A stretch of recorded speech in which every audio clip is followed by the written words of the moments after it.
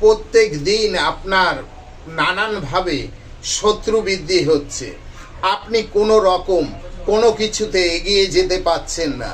কর্ম, অর্থ এবং শারীরিক দিক থেকে আপনি খুব ভুগে যাচ্ছেন। এই সময়কালে এই উপায়টি করুন। এই উপায়টি করলে দেখবেন কি দুর্দান্ত ফল, কি চমৎকার উপায়, আপনি বলে বোঝাতে পারবো না।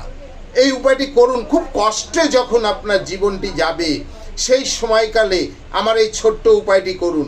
আপনি 51টি নীল অপরাজিতা ফুল নিন, আর তার সাথে 11টি জবা ফুল নিন, আর তার সাথে 21টি বেল্লপত্র নিন, নিয়ে একটি মালা গাঁথুন।